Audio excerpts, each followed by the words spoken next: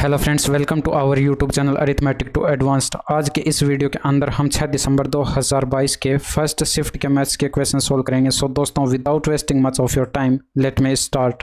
तो यहाँ पर पहले क्वेश्चन के अंदर आपको दे रखा है cos 20 degree divided by sin 70 degree plus के अंदर cos थीटा बट्टे के अंदर sin 90 डिग्री माइनस थीटा दे रखा है। तो यहाँ पर देखिए, इसको 70 डिग्री को आप क्या लिख सकते हैं, 90 डिग्री, माइनस के अंदर 20 डिग्री लिख सकते हैं। तो यहाँ पर ये sin 90 माइनस थीटा क्या होता है, आपके पास एक फॉर्मूला होता है sin 90 माइनस थीटा बराबर cos थीटा। तो ये cos थीटा में कन्वर्ट हो जाएगा यहाँ से, और ये cos थीटा से ये cos थीटा कट जाएगा। ये भी आपके पास cos 20 डिग्री में कन्वर्ट हो जाएगा, cos 20 डिग्री में कन्वर्ट हो जाएगा, और cos 20 डिग्री से कट जाएगा, यानी कि ऊपर आएगा 1 + 1 आएगा। 1 + 1 क्या हो जाएगा, 2 आपका राइट आंसर होगा। इसके बाद नेक्स्ट क्वेश्चन, वह बड़ी से बड़ी संख्या ज्ञात कीजिए जिससे 49, 147 और 322 को विभाजित करने पर प्रत्येक स्थिति में समान शेषफल प्राप्त हो। तो यहाँ पर ये क्वेश्चन जो है ऑप्शन से भी किया जा सकता है। अब जहाँ पर ये पहले ऑप्शन दे रखा हो, उस पहले ऑप्शन से आप यहाँ पर चेक करेंगे तो ये आपके पास 7 × 7 = 49 आ जाएगा, यानी कि 7 बार चला जाएगा। और ये 7 × 2 = 14, 7 × 1 = 7, और ये 7 × 4 = 28, और ये 7 × 6 = 42, यानी कि शेषफल हर कंडीशन में जो है यहाँ पर शेषफल कितना प्राप्त हो रहा है, 0 शेषफल प्राप्त हो रहा है, यानी कि प्रत्येक स्थिति में बराबर शेषफल प्राप्त हो रहा है। तो यही ऑप्शन राइट हो जाएगा। अन्य से डिवाइड करेंगे तो शेषफल समान नहीं आएगा आपके पास। इसके बाद नेक्स्ट क्वेश्चन के अंदर देखिए, एडी त्रिभुज एबीसी की माध्यिका है, पी त्रिभुज एबीसी का केंद्रक है। यदि एपी बराबर 14 सेंटीमीटर है तो पीडी की लंबाई कितनी है। तो यहाँ पर आप त्रिभुज एक ड्रॉ कर लेंगे एबीसी, ठीक है। अब इस एबीसी की एक माध्यिका आपको दे रखी है एडी, और इसका केंद्रक जो है त्रिभुज का केंद्रक आपको दे रखा है पी है। अब आपको पता है कि केंद्रक जो है माध्यिका को 2:1 के अनुपात में विभाजित करता है। अब यहाँ पर 2 की वैल्यू आपको क्वेश्चन में दे रखी है 14 सेंटीमीटर, तो यानी कि 1 यूनिट की वैल्यू कितनी हो जाएगी, 14 को 2 से डिवाइड कर दीजिए, 7 सेंटीमीटर हो जाएगी। ये आपका राइट आंसर होगा। इसके बाद नेक्स्ट क्वेश्चन, किसी वृत्त के ऐसे त्रिज्यखंड का क्षेत्रफल ज्ञात करें जिसकी त्रिज्या 4 सेंटीमीटर और कोण 30 डिग्री हो। तो आपको पता है एक फॉर्मूला होता है त्रिज्यखंड का क्षेत्रफल ज्ञात करने का, 360 थीटा बटे 360 डिग्री इंटू में पाई आर स्क्वायर होता है। तो यहाँ पर थीटा की वैल्यू रखेंगे 30, और बट्टे के अंदर 360 आएगा, और इंटू में 22/7 इंटू में आर स्क्वायर की वैल्यू, यानी कि 4 × 4 हो जाएगी।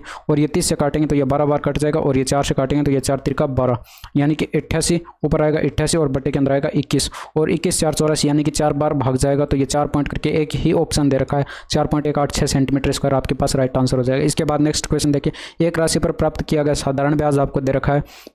साधारण ब्याज राशि का 25/36 है। वर्षों की संख्या जो है, यहाँ पर वर्षों की संख्या जो है ब्याज की वार्षिक दर के बराबर, यानी कि T = आपको दे रखा है R के। तो यहाँ पर आपके पास एक फॉर्मूला हो, यहाँ पर देखिए ब्याज की वार्षिक दर आपको कैलकुलेट करके बतानी है। तो एक फॉर्मूला होता है आपके पास सिंपल इंटरेस्ट कैलकुलेट करने का, PRT / 100। यहाँ पर P क्या है, एक प्रिंसिपल है, यानी कि मूलधन है, R रेट ऑफ इंटरेस्ट है, और T है यहाँ पर समय है। तो यहाँ पर इस T की वैल्यू रखेंगे R, तो ये आपके पास क्या हो जाएगा, P इंटू में R स्क्वायर, और डिवाइड करेंगे 100 से, तो ये बराबर ऐसा ही क्या आएगा। और ऐसा इक्वेशन में दे रखा है आपको, ये पी प्रिंसिपल का कितना गुना दे रखा है, 25/36 गुना दे रखा है, क्वेश्चन में ये बताया गया था।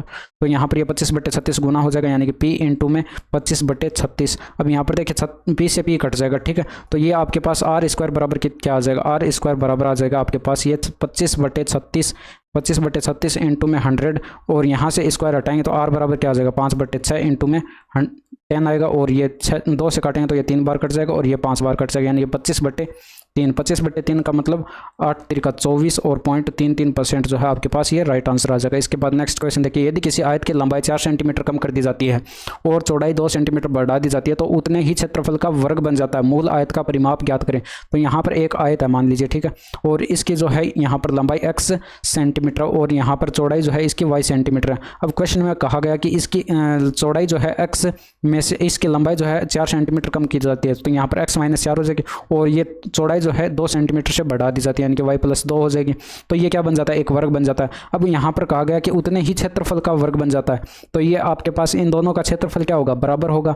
तो यहाँ पर पहले एक इक्वेशन यहाँ से कैलकुलेट कर लेंगे। तो ये क्या है, ये वर्ग की क्या है, भुजाएं हैं a, और ये भी a, क्योंकि वर्ग की भुजाएं जो है आपस में बराबर होती हैं। तो एक यहाँ पर इक्वेशन आपके पास आ जाएगी, x - 4 = आपके पास आ जाएगा y + 2, यानी कि x - y = आपके पास आ जाएगा 6। और यहाँ से आप इस क्वेश्चन को सोल्व करेंगे तो ये आपके पास x इंटू में y, देखिए इनका क्षेत्रफल भी बराबर हो जाता है। तो यहाँ पर देखिए इसका क्षेत्रफल क्या होगा, आयत का क्षेत्रफल भुजा इंटू में ये लंबाई इंटू में चौड़ाई, और इसका आयत का क्षेत्रफल क्या होता है, आयत का क्षेत्रफल होता है आपके पास भुजा गुणे भुजा, यानी कि इसका एरिया हो जाएगा a × a, यानी कि x - 4 और इंटू में y + 2। तो ये आपके पास यहाँ से एक इक्वेशन यहाँ से बन के तैयार हो जाएगी आपके पास।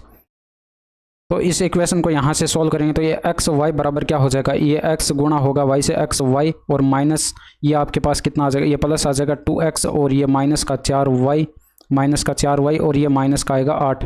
तो यहाँ से आपके पास देखिए एक्स वाई से एक्स वाई कट जाएगा और यहाँ से एक इक्वेशन आपके पास बन जाएगी 2x माइनस का 4y और इस इक्वल टू आपके पास ये 8 इधर आ जाएगा यानी कि प्लस का 8 हो जाएगा। अब यहाँ से दो से ये इक्वेशन कैंसिल हो रही है यानी कि x माइनस का 2y इज इक्वल टू आपके पास आ जाएगा 4। ये इक्वेशन जो है सेकंड आ चुकी है और इसको इक्वेशन फर्स्ट नाम दे दीजिएगा, ठीक है। अब यहाँ पर इक्वेशन फर्स्ट और सेकंड को सॉल्व करेंगे तो ये आपके पास x minus 2y x minus का 2y जो था ये बराबर 4 था, इसमें से आप घटाएंगे क्या x, ये माइनस का y बराबर 6 थी ये इक्वेशन फर्स्ट, तो इसको घटाएंगे इसमें से, ठीक है, तभी तो यहाँ पर एक चर कैंसिल होगा। तो ये आपके पास x से x कैंसिल हो जाएगा यानी कि minus y is equal to आपके पास -2 आएगा। यहाँ से y की वैल्यू आपके पास 2 सेंटीमीटर आ जाएगी, ठीक है, यानी कि आयत की जो पहले भुजा थी वो 2 सेंटीमीटर थी, ठीक है। और यहाँ पर x की वैल्यू आप कैलकुलेट कर सकते हैं इस वाली इक्वेशन से, यहाँ से y की वैल्यू रखेंगे तो इस वाली इक्वेशन से आपके पास क्या आ जाएगा, यहाँ से x बराबर आ जाएगा 6 और ये y की वैल्यू -2, यहाँ से इधर आकर +2 हो जाएगी यानी कि x की वैल्यू यहाँ से 8 आ जाएगी। तो आपसे पूछा गया था कि आयत का परिमाप क्या होगा, यानी कि इस x की वैल्यू 8 सेंटीमीटर आ चुकी है। अब यहाँ पर परिमाप इसका पूछा गया था तो ये परिमाप इसका क्या हो जाएगा, परिमाप इस इक्वल टू आपके पास हो जाएगा 2 गुणे x प्लस वाई यानी कि ये आपके पास 2 इंटू में 8 प्लस का 2 हो जाएगा और ये आपके पास कितना हो जाएगा 10 इंटू में 2 यानी कि 20 सेंटीमीटर जो है आपके पास इसका परिमाप आ जाएगा। इसके बाद नेक्स्ट क्वेश्चन देखिए, यदि x प्लस 1 अपॉन x बराबर 1 है तो x की पावर 12 प्लस 1 प्लस x की पावर 9 प्लस x की power 6 plus x cube plus 1 का मान क्या होगा। तो यहाँ से देखिए इसको सॉल्व करेंगे तो ये आपके पास एक इक्वेशन बन जाएगी एक्स स्क्वायर। चलिए इसको यहाँ से सोल्व करेंगे तो ये आपके पास क्या आ जाएगा एक्स का स्क्वायर, यहाँ पर नीचे ही सोल्व कर लेते हैं इसको। देखिए एक्स स्क्वायर, एक्स यहाँ पर एलसीएम आएगा, ठीक है, एक्स स्क्वायर प्लस का 1 एक्स इधर आकर मल्टीप्लाई हो जाएगा या बराबर एक्स हो जाएगा, यानी कि यहाँ से एक्स स्क्वायर की वैल्यू जो है आपके पास कितनी आ जाएगी, एक्स स्क्वायर की वैल्यू हो जाएगी आपके पास एक्स माइनस का 1। अब यहाँ पर इसको एक्स से मल्टीप्लाई कर दीजिए, ठीक है, यानी कि इसको x से ही गुणा कर दें, x से ही गुणा कर दें तो ये आपके पास x का क्यूब हो जाएगा और ये बराबर हो जाएगा x का स्क्वायर माइनस का x, ठीक है। तो यहाँ पर x क्यूब बराबर ये आ जाएगा। तो इस इक्वेशन से एक इक्वेशन और बनाई जा सकती थी, यानी कि ये आपके पास क्या हो जाएगा एक्स स्क्वायर माइनस का x बराबर हो जाएगा -1। तो ये क्या हो जाएगा एक्स क्यूब बराबर हो जाएगा -1 के बराबर। तो यहाँ पर एक्स क्यूब बराबर -1 आ चुका है। तो अब आप इस क्वेश्चन को सॉल्व कर सकते हैं, यानी कि यहाँ से इसको सॉल्व करेंगे तो ये x की पावर 3 की पावर कितनी लिखी जा सकती है, 4 लिखी जा सकती है, प्लस के अंदर x की पावर 3 लिखा जा सकता है और प्लस के अंदर x की पावर 3 की पावर 2 लिखा जा सकता है और प्लस के अंदर x की पावर 3 पड़ा रहने दीजिए और ये प्लस के अंदर 1 आ जाएगा, ठीक है। यहाँ से x की पावर 3 की वैल्यू -1 पुट करेंगे, x की पावर 3 की वैल्यू -1 पुट करेंगे तो ये आपके पास यहाँ पर पावर क्या है इवन दे रखी है, यानी कि सम संख्या दे रखी है, तो ये +1 हो जाएगा, यानी कि +1 में कन्वर्ट हो जाएगा। और ये प्लस यहाँ पर देखिए यहाँ पर और दे रखी है पावर में, ठीक है, और नंबर दे रखा है यानी कि विषम पावर दे रखी है, तो ये आपके पास -1 ही रहेगा और ये आपके पास +1 हो जाएगा और ये आपके पास -1 हो जाएगा और ये +1, ठीक है। तो यहाँ से 1 से 1 कैंसिल और बच जाएगा क्या 1, आपके पास राइट आंसर होगा। इसके बाद नेक्स्ट क्वेश्चन यहाँ पर दे रखा है, नीचे दी गई तालिका 5 विभिन्न कंपनियों द्वारा सौंदर्य उत्पादों के उत्पादन को दर्शाती है। ए द्वारा सौंदर्य उत्पादन के उत्पाद के उत्पादन का ई द्वारा सौंदर्य उत्पाद के उत्पादन से अनुपात क्या है। तो ए का अनुपात कैलकुलेट करना है ई के साथ, ठीक है। तो ये आपके पास 5 का 30 आ जाएगा, 5 से काटेंगे तो ये 5 5 25 आ जाएगा, यानी कि 6:5 जो है आपके पास राइट आंसर होगा। इसके बाद नेक्स्ट क्वेश्चन देखिए, एक संख्या n को जब 6 से विभाजित किया जाता है तो शेषफल 3 बचता है। जब n² प्लस 5n प्लस 8 को 6 से विभाजित करने पर शेषफल क्या होगा। तो यहाँ पर n की वैल्यू जो है आप ऐसी रख लीजिए जिसे 6 से डिवाइड करने पर क्या शेषफल 3 बचता हो, ठीक है। तो यहाँ पर देखिए मैं 9 को अगर 6 से डिवाइड करता हूँ तो यहाँ पर शेषफल जो है 3 बचता है, ठीक है। तो n की वैल्यू क्या हो जाएगी, n की वैल्यू क्या हो जाएगी 3 हो जाएगी, ठीक है। n की वैल्यू यहाँ पर 9 हो जाएगी, ठीक है। तो n की वैल्यू अगर आप यहाँ पर 9 पुट करेंगे तो ये 9 का स्क्वायर प्लस के अंदर 5 गुणे 9 और प्लस के अंदर 8, यानी कि ये 9 का स्क्वायर कितना हो जाएगा 81 और प्लस के अंदर 9 पंजे 45 और प्लस के अंदर 8 हो जाएगा।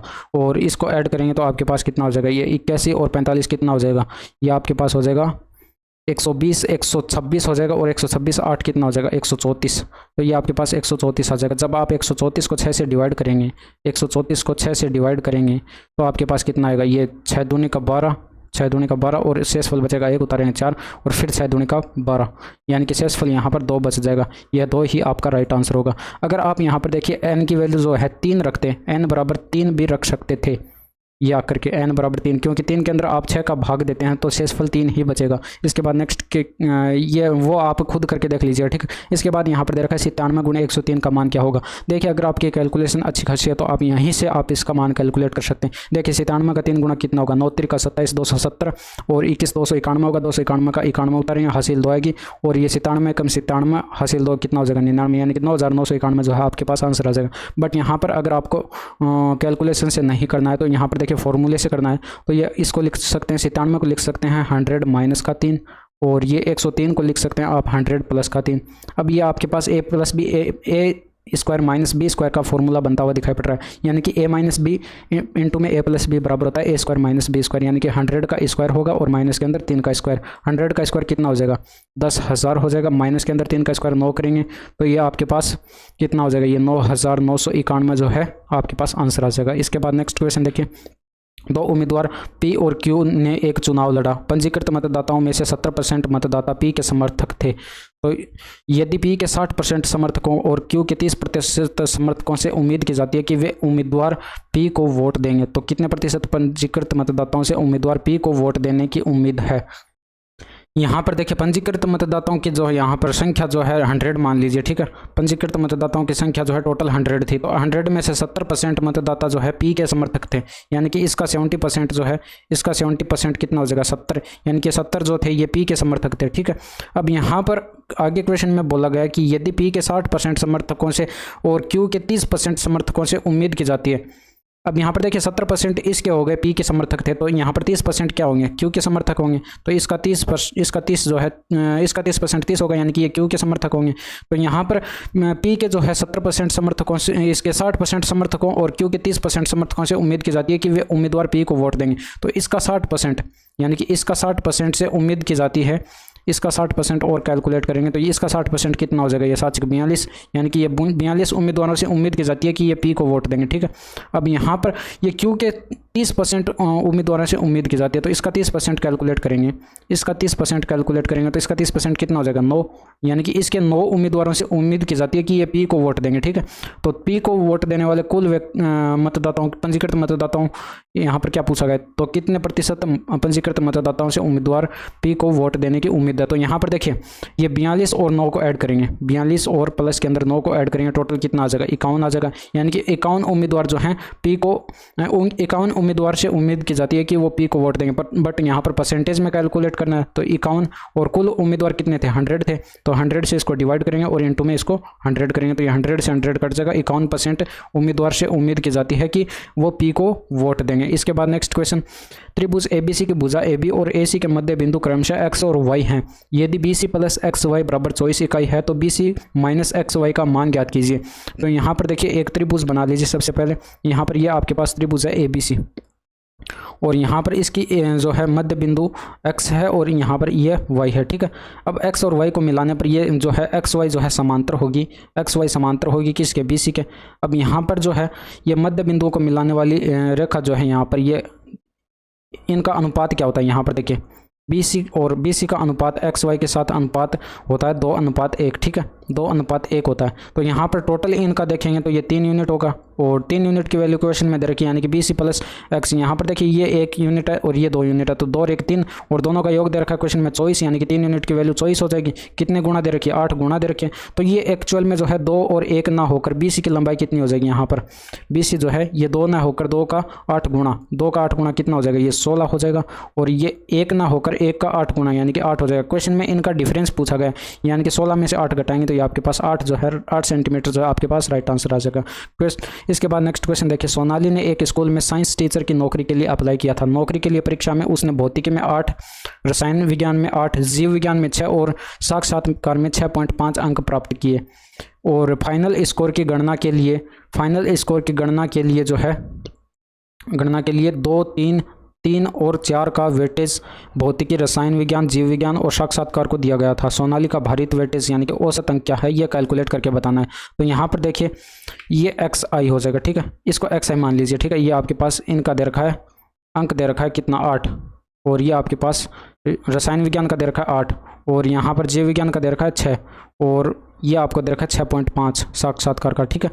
तो यहाँ पर अब WI इनका वेटेज जो है वो दे रखा है कितना 2 2 दे रखा है, और फिर यहाँ पर 3 दे रखा है रसायन का, 3 दे रखा है रसायन का, और फिर 3 दे रखा है जीव विज्ञान का, और फिर 4 दे रखा है साक्षात्कार का। ठीक है, तो ये XI और WI आपको दे रखे हैं। अब आप क्या करेंगे, XI इंटू में WI कैलकुलेट कर लेंगे, यानी कि 8 दूनी का 16, और ये 8 त्रिका 24 हो जाएगा, ये 6 त्रिका 18 हो जाएगा, और ये 6 चौके 24, और 24 और 2 कितना हो जाएगा, ये 26 हो जाएगा। ठीक है, अब आप यहाँ पर क्या करेंगे, इनका टोटल कैलकुलेट कर लेंगे, यानी कि सिग्मा XI इंटू में WI कैलकुलेट कर लेंगे, तो ये आपके पास कितना आ जाएगा बराबर में, इनको जोड़ेंगे तो ये 16 24 कितना हो जाएगा, ये 30 40 हो जाएगा, और ये 40 18 58 और 58 20 78 और 6 78 6 84 आ जाएगा। और यहाँ से आप देखिए इनका वेटेज जो है इनका भी टोटल कैलकुलेट कर लेंगे, यानी कि सिग्मा WI कैलकुलेट करेंगे, तो ये आपके पास कितना आ जाएगा, 3 3 6 6 4 10 और 2 12 आ जाएगा। ठीक है, अब आप यहाँ पर देखिए औसत भारित वेटेज औसत अंक क्या है ये आपको बताना था, तो ये आप क्या करेंगे, सिग्मा XI इंटू में WI, इसको डिवाइड कर देंगे सिग्मा WI से, तो ये आपके पास कितना आ जाएगा, ये आपके पास आ जाएगा 84 डिवाइडेड बाई 12, यानी कि 12 7 84, और ये आपके पास ऑप्शन नंबर 1 जो है राइट आंसर होगा। इसके बाद यहाँ पर 18% और 22% की क्रमिक छूट आपको बतानी थी, तो इसका क्रमिक छूट कैलकुलेट करेंगे तो 18 प्लस का 22 माइनस के अंदर 18 गुणे 22 और डिवाइड करेंगे 100 से, तो ये आपके पास कितना आ जाएगा, 18 22 कितना हो जाएगा, ये 40 हो जाएगा, 40 में से माइनस करेंगे 18 दूनी 36, और हासिल 3 आएगी, 36 3 ये 39, और ये 3.96 आपके पास ये आ जाएगा, तो इसमें से माइनस करेंगे 40 में, तो ये आपके पास 36.04 जो है % आंसर आ जाएगा। इसके बाद नेक्स्ट क्वेश्चन देखिए, 4 राज्यों के या केंद्र शासित प्रदेशों में मोबाइल सिम कार्ड मालिकों की संख्या बार आरेख में दी गई है। ठीक है, आरेख का अध्ययन करें और प्रश्न का उत्तर दें। 4 राज्यों केंद्र शासित प्रदेशों में बेचे गए सिम कार्ड का औसत लाख में आपको बताना है। तो यहाँ पर आप क्या करेंगे, बिहार का टोटल यहाँ पर कैलकुलेट कर लें कि कितने सिम कार्ड बेचे गए हैं। ठीक है, तो यहाँ पर संख्या प्रदेशों में मोबाइल सिम कार्ड मालिकों की संख्या बार आरेख में दी गई है, यानी कि सिम कार्ड मालिकों की संख्या यहाँ पर दी गई है। ठीक है, तो ये आपके पास कितना हो जाएगा, ये 20 हो जाएगा, और ये आपके पास 15 हो जाएगा, 20 15 कितना हो जाएगा, 35 और 5 ये 40 और 20 60 हो जाएगा। ठीक है, 60 आपके पास बिहार का आ जाएगा, और यहाँ से कैलकुलेट करेंगे तो ये 60 ये 25 और 25 प्लस का 20 यानी कि 45 और 45 और 15 कितना हो जाएगा, ये 50 प्लस का 60 यानी कि 60 ये आ जाएगा। एक बार फिर से कर लेते हैं, 25 और 25 20 45 45 और 15 कितना हो जाएगा, ये 60, और इसको करेंगे तो यहाँ पर ये 15 और ये 10 कितना हो जाएगा, 25 और 25 और ये 20 कितना हो जाएगा, 45, यानी कि आपके पास 45 आ जाएगा।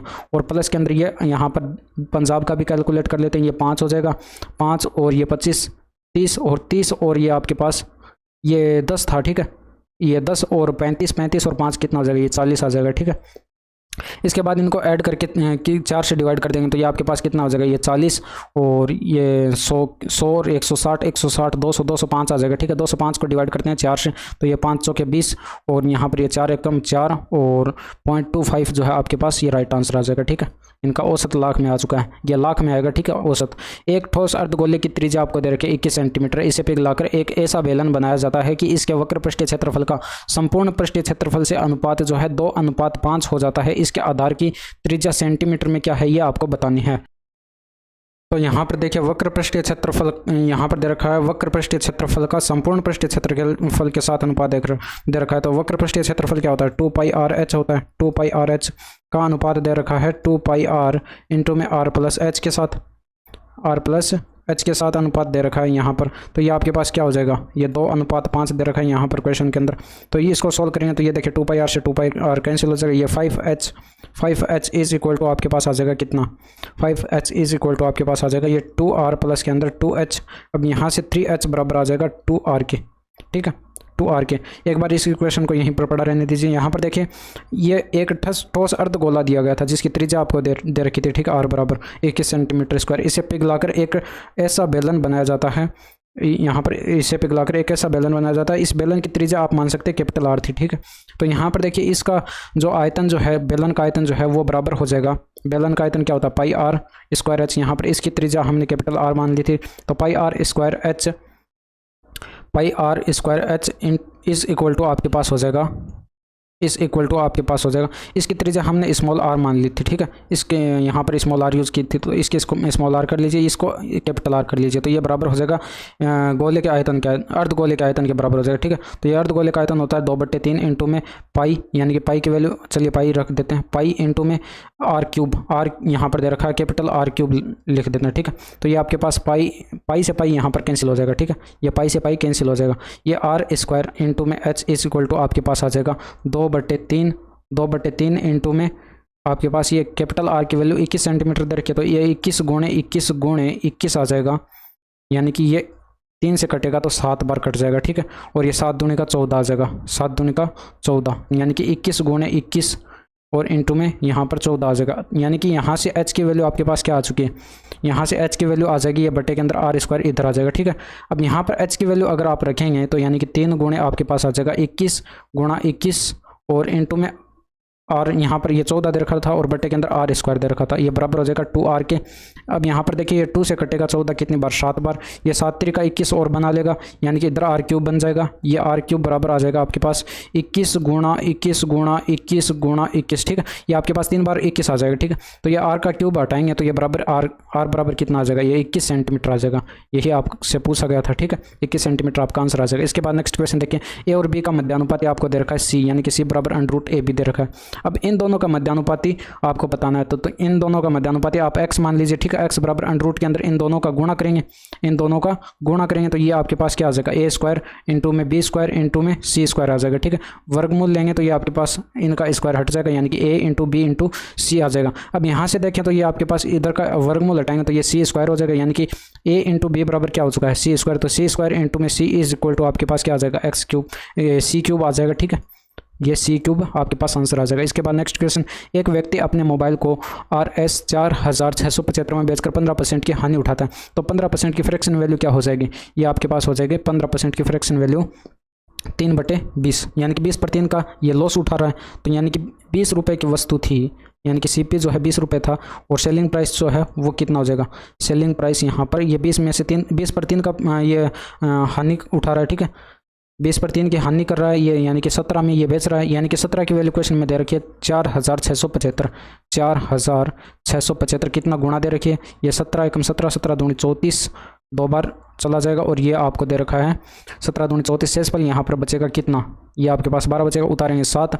और 17 7 119 और शेषफल बचेगा कितना 8 और 17 5 85, यानी कि 275 गुणा दे रखा है, तो ये आपके पास 20 यूनिट ना होकर ये 20 का 275 गुणा हो जाएगी, 20 का 275 का 2 गुना कितना हो जाएगा, 550 हो जाएगा, आगे एक 0 लगा देंगे, तो ये आपके पास इसका कॉस्ट प्राइस यानी कि सेलिंग प्राइस आ जाएगा, ये कॉस्ट प्राइस यानी कि क्रय मूल्य आ जाएगा। अब यहाँ पर क्वेश्चन में यह बोला गया कि यदि वह 6500 में बेचता, यानी कि SP-, ये नया जो है आपके पास सेलिंग प्राइस आ जाएगा कितना, 6050 आ जाएगा, ठीक है, 6050 में बेचता है, यानी कि कितने अधिक में बेच रहा है, यहाँ पर ये 550 रुपये अधिक में बेच रहा है, तो यहाँ पर 550 रुपये का प्रॉफिट कमाएगा कितने पर, ये 5500 पर, ठीक है, और गुणा करेंगे 100 से, तो ये आपके पास परसेंटेज में वैल्यू आ जाएगी, ये 55 से काटेंगे तो ये यहाँ पर 10 बार कट जाएगा, यानी कि 10% जो है यहाँ पर इसको प्रॉफिट होगा। इसके बाद नेक्स्ट क्वेश्चन देखें, B sin theta is equal to आपको A दे रखा है, तो sec theta plus tan theta की वैल्यू बतानी थी, तो यहाँ से sin थीटा की वैल्यू क्या आ जाएगी, sin थीटा की वैल्यू आ जाएगी आपके पास, चलिए इसको यहाँ पर ऊपर ही सोल्व कर लेते हैं, ये sin थीटा आपके पास कितना हो जाएगा, sin थीटा हो जाएगा ये A/B। अब यहाँ पर sin थीटा A/B हो चुका है, तो cos थीटा बराबर आपको पता है कि 1 माइनस साइन स्क्वायर थीटा का वर्गमूल होता है, यानी कि वर्गमूल 1 माइनस साइन स्क्वायर थीटा होता है, तो ये आपके पास वर्गमूल के अंदर आएगा 1 माइनस साइन स्क्वायर थीटा की जगह वैल्यू रखेंगे तो ये आपके पास A²/B² आ जाएगी, वर्गमूल के अंदर LCM लेंगे तो ये बटे के अंदर B² आएगा, B का वर्गमूल निकल जाएगा तो ये बटे में B बचेगा, ऊपर आ जाएगा B² माइनस का A², ठीक है। ये आपके पास cos थीटा की वैल्यू आ चुकी है। इसको थोड़ा सा और सोल्व करते हैं तो ये आपके पास sec थीटा 1/cos थीटा हो जाएगा और प्लस के अंदर ये tan थीटा sin थीटा बटे cos थीटा हो जाएगा। तो ये आपको डायरेक्ट पता होना चाहिए। यहाँ पर देखिए cos थीटा की यहाँ पर LCM लेंगे तो यहाँ पर ये आप सीधा ही LCM ले सकते थे। यहाँ पर अगर आपको ये फॉर्मूले याद होते तो ऊपर आ जाएगा 1 + sin थीटा, यानी कि 1 + sin थीटा और 1 + sin थीटा, और sin थीटा की जगह वैल्यू रखेंगे A/B। यहाँ पर A/B हमने sin थीटा की वैल्यू कैलकुलेट की थी तो ये A/B आ जाएगा। और यहाँ पर बटे के अंदर देखिए cos थीटा आ रखा है तो यहाँ पर cos थीटा की वैल्यू बटे के अंदर रखेंगे तो ये पलट जाएगी वैल्यू, यानी कि B ऊपर चला जाएगा और बटे के अंदर आ जाएगा √ के अंदर B² माइनस का A²। अब यहाँ पर देखिए बी यहाँ पर एलसीएम लेंगे तो बी यहाँ पर एलसीएम आ जाएगा, ऊपर आ जाएगा बी प्लस का ए और इंटू में ये ऊपर हो जाएगा बी और बट्टे के अंदर अंडर रूट के अंदर बी स्क्वायर माइनस के अंदर ए स्क्वायर। तो ये बी से बी कट जाएगा और ये ऊपर आ जाएगा बी प्लस का ए आ जाएगा और बट्टे के अंदर देखिए under root b square minus a square को क्या लिख सकते हैं, अंडर रूट यहाँ पर a square minus b square वाला फॉर्मूला लगाएंगे, ठीक है। तो ये आपके पास बी माइनस का ए हो जाएगा एक अंडर रूट के अंदर और अगले अंडर रूट के अंदर आ जाएगा बी प्लस का ए, ठीक है। अंडर रूट भी यहाँ पर दोनों ब्रैकेट्स के ऊपर होगा क्योंकि ये दोनों में हम मल्टीपल में हैं तो दोनों के ऊपर इनको डिस्ट्रीब्यूट कर सकते हैं। तो यहाँ पर देखिए इसको बी प्लस ए और ये अंडर रूट बी प्लस ए से कट जाएगा ये अंडर रूट बी प्लस ए बार, ठीक है। तो ये ऊपर आ जाएगा बी प्लस का ए और बटे के अंदर आ जाएगा बी माइनस का ए और इसका पूरे का वर्गमूल होगा। तो ये आपके पास आंसर आ जाएगा। इसके बाद नेक्स्ट क्वेश्चन देखिए, यहाँ पर दे रखा है sine 10 degree minus 4/3 sine cube 10 degree. तो इसको सॉल्व करेंगे तो ये आपके पास क्या आ जाएगा, 3 एलसीएम आएगा यानी कि 3 साइन 10 डिग्री और माइनस के अंदर 4 साइन क्यूब 10 डिग्री और ये बटे के अंदर आएगा आपके पास 3 एलसीएम आ जाएगा इनका, ठीक है। अब यहाँ पर ऊपर जो है 3 यहाँ पर साइन 3 थीटा का जो है फॉर्मूला बनता हुआ दिखाई पड़ रहा है, ये साइन 3 इंटू में 10 डिग्री होगा और बटे के अंदर आपके पास आएगा 3। अब ये ऊपर आ जाएगा साइन 30 डिग्री और साइन 30 डिग्री बटे के अंदर 3 और साइन 30 डिग्री की वैल्यू होती है आपको पता है कि 1/2 होती है, ठीक है। तो 1/3 इंटू में 1/2 बराबर 1/6 आपके पास आंसर आ जाएगा। इसके बाद नेक्स्ट क्वेश्चन देखें, ए बी और सी एक काम क्रमशः 21 दिन 20 दिन और 55 दिन में पूरा कर सकते हैं। यदि बी प्रतिदिन कार्य करता है और ए से शुरू करते हुए एकांतर दिनों में उसकी ए और सी द्वारा सहायता की जाती है तो काम कितने दिनों में समाप्त हो जाएगा। देखिए यहाँ पर ए जो है 11 दिन में काम कंप्लीट कर सकता है, बी जो है वो 20 दिन में काम कंप्लीट कर सकता है, सी जो है वो 55 दिन में काम कंप्लीट कर सकता है। आप क्या करेंगे, इन तीनों का एलसीएम लेंगे। इन तीनों का एलसीएम कितना आ जाएगा, तो यहाँ पर इनका एलसीएम कितना आ जाएगा, 11 55 का 5, ये 11 55 का आपके पास एलसीएम जो है 55 आ जाएगा और ये 20 55 का कितना हो जाएगा, ये 220 यहाँ पर एलसीएम आ जाएगा, ठीक है। अब यहाँ पर आप इनकी क्षमताएं कैलकुलेट कर सकते हैं। इनकी क्षमताएं कैलकुलेट करेंगे तो ये आपके पास कितना आ जाएगा, 11 से डिवाइड करेंगे तो ये इसकी क्षमता 20 यूनिट आ जाएगी और 20 से डिवाइड करेंगे तो इसकी क्षमता जो है यहाँ पर 11 यूनिट आ जाएगी और 55 से इसको डिवाइड करेंगे तो इसकी क्षमता जो है 4 यूनिट आ जाएगी। इसके बाद यहाँ पर क्वेश्चन में ये बोला गया था, यदि बी प्रतिदिन कार्य करता है और ए से शुरू करते हुए एकांतर दिनों में उसकी ए और सी द्वारा सहायता की जाती है तो काम कितने दिन में समाप्त हो जाएगा। तो यहाँ पर देखिए बी जो है वो तो प्रतिदिन कार्य करता ही है, यहाँ पर बी जो है वो तो प्रतिदिन काम करता ही है। तो यहाँ पर पहले दिन बी काम करेगा और फिर यहाँ पर देखिए पहले दिन बी काम करेगा और फिर यहाँ पर इसकी सहायता करने के लिए ए काम करने आएगा, ठीक है। इसकी सहायता करने के लिए ए आएगा और फिर यहाँ पर बी तो काम करेगा ही और इसकी सहायता करने के लिए अगले दिन के लिए सी आएगा, ठीक है। अब यहाँ पर फिर से यहाँ पर बी काम करेगा और इसकी सहायता करने के लिए अब ए आएगा और फिर से इसकी सहायता करने के लिए ये सी आएगा, ठीक है। इस तरह से ये सीरीज जो है चलती जाएगी। अब यहाँ पर टोटल जो है 2 दिन के अंदर जो है कितने यूनिट का काम हो रहा है वो आप कैलकुलेट कर लेंगे। तो यहाँ पर बी की क्षमता जो है वो कितनी थी, 11 यूनिट थी और ए की क्षमता कितनी थी, ये 20 यूनिट थी और यहाँ पर बी की क्षमता 11 यूनिट थी और सी की क्षमता जो है वो 4 यूनिट थी। तो इनको ऐड करेंगे तो 11 दूनी 22 20 42 और 4 कितना हो जाएगा, ये 46 यूनिट का जो है यहाँ पर काम हो रहा है। कितने दिन में, 2 दिन में काम हो रहा है। 2 दिन में 46 यूनिट का काम हो रहा है। तो आपको कराना कितने यूनिट है, 220 यूनिट। तो इसका कितना गुणा करें कि ये लगभग जो है इसके पास चला जाए। तो इसको यहाँ पर 5 से गुणा करेंगे तो ये 500 का 20 5 का 30 यानी कि ज़्यादा जा रहा है तो इसको 4 से ही गुणा कराना पड़ेगा। 6 चौके 24 हासिल आएगी 2, 4 चौके 16 2 18 184 यूनिट का काम होगा कितने दिन में, इसको भी 4 से गुणा करा दीजिए। तो ये 8 दिन में जो है 184 यूनिट का यहाँ पर काम हो जाएगा, ठीक है। 184 यूनिट का यहाँ पर काम हो जाएगा। अब आप यहाँ पर शेष काम कैलकुलेट कर लेंगे यानी कि शेष कितना बचा है काम, तो शेष काम इस इक्वल टू आपके पास हो जाएगा 220 यूनिट का यहाँ पर टोटल वर्क था, इसमें से माइनस करेंगे 184 तो ये आपके पास कितना बचेगा, ये 36 यानी कि 36 यूनिट का यहाँ पर काम शेष बच जाएगा। अब यहाँ पर देखिए अगले दिन के लिए हर दिन यहाँ पर देखिए सी से एंड होता है, ठीक है। अब यहाँ पर बी काम करता ही है और इसकी सहायता करने के लिए ए आएगा, ठीक है। ये से 36 यूनिट काम बचा है। तो यहाँ पर बी जो है ये कितने यूनिट का काम कर लेगा, 11 यूनिट का काम कर लेगा। अब यहाँ पर कितना शेष बचा है, बी ने 11 यूनिट का काम कर लिया। अब यहाँ पर शेष बचा है 25 यूनिट का। अब यहाँ पर ए तो 20 यूनिट का ही काम कर सकता है तो इसको 20 यूनिट का काम मिलेगा, ठीक है। अब यहाँ पर बी तो काम करेगा ही और प्लस के अंदर सी इसकी सहायता करने के लिए आएगा। तो यहाँ पर देखिए बी और सी जो है टोटल मिलाकर दोनों कितने यूनिट काम कर सकते हैं, 15 यूनिट काम कर सकते हैं एक दिन में, ठीक है। एक दिन में 15 यूनिट का काम कर सकते हैं। बट यहाँ पर शेष 5 यूनिट का ही बचा है। अगर आप यहाँ पर 11 और 20 को माइनस करें 36 यूनिट में से तो शेष जो है 5 यूनिट का ही काम बचा है। तो यहाँ पर इनको कितने दिन का समय लग रहा है, एक दिन का समय इसको बी को लगेगा 1 मिनट, इन दोनों को मिलाकर एक दिन का समय ये लगेगा, ठीक है, एक दिन का समय ये लगेगा। अब यहाँ पर इसको कितना समय लगेगा 5 यूनिट का काम करने में, इन दोनों को, यानी कि 5 यूनिट का ये काम कर रहे हैं और इन दोनों के मिलाकर कितने यूनिट है क्षमता, 15 यूनिट, यानी कि 5 त्रिका 15, 1/3 दिन का जो है इन्हें समय लगेगा। अब आप क्या करेंगे, यहाँ पर नंबर ऑफ टोटल डेज की संख्या कैलकुलेट करेंगे तो ये 8 दिन यहाँ पर हो गया और एक दिन यहाँ पर, ये 9 दिन और ये 1/3 दिन यहाँ, यानी कि total number of days is equal to आपके पास आ जाएगा 9 से 1/3 दिन। इसके बाद नेक्स्ट क्वेश्चन की बात करें तो ये आपके पास दे रखा है, दिया गया पाई चार्ट युवा व्यक्तियों के एक समूह के पसंदीदा खेलों पर सर्वेक्षण की रिपोर्ट को दर्शाता है। यदि कुल 4980 व्यक्तियों का सर्वेक्षण किया गया तो उनमें से कितने व्यक्तियों ने कहा कि फुटबॉल उनका पसंदीदा खेल है। तो यहाँ पर देखिए फुटबॉल जो है डार्क ब्लू वाला दे रखा है। अब यहाँ पर डाटा जो है ढंग से दिखाई नहीं दे रही थी तो मैंने यहाँ पर टाइप कर दिया, ठीक है। तो ये आपको दे रखा है 30% दे रखा है फुटबॉल का। तो यहाँ पर आपको देखिए 100% की वैल्यू क्वेश्चन में कितनी दे रखी है, 4980 दे रखी है यहाँ पर।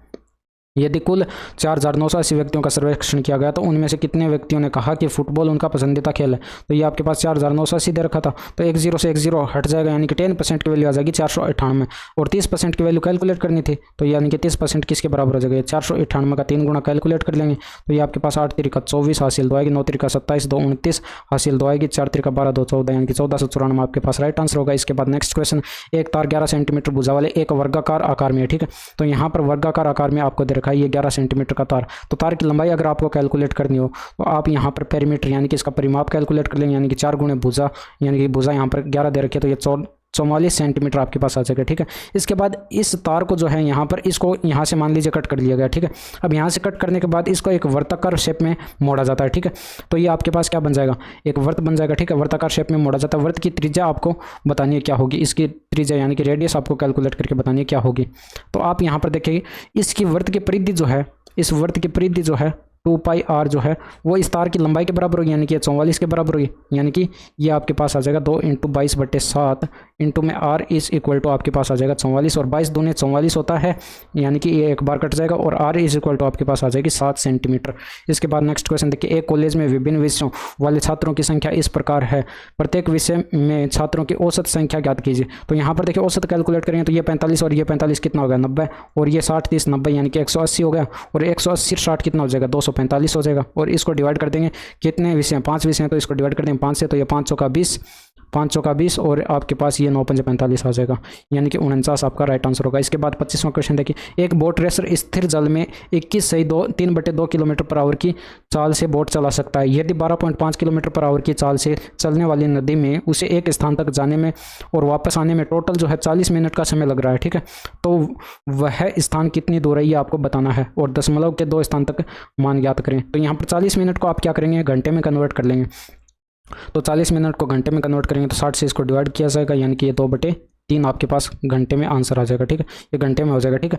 और यहाँ पर इस स्पीड को कन्वर्ट करेंगे तो ये आपके पास कितना हो जाएगा, ये देखिए 3 को 2 से डिवाइड करेंगे तो ये 1.5 होगा, यानी कि 1.5 होगा। 21 में 1.5 ऐड करेंगे तो ये आपके पास कितना हो जाएगा 22.5 किलोमीटर/आवर आ जाएगी। अब यहाँ पर देखिए धारा की दिशा में अगर चाल ज्ञात करें तो ये आपके पास कितना हो जाएगा, ऐड करेंगे तो आपके पास कितना हो जाएगा, ये आपके पास हो जाएगा 34 और 0.5 ये 35 आ जाएगा, ठीक है। अब यहाँ पर टोटल डिस्टेंस जो है आप मान लीजिए d थी, ठीक है, d टोटल डिस्टेंस थी।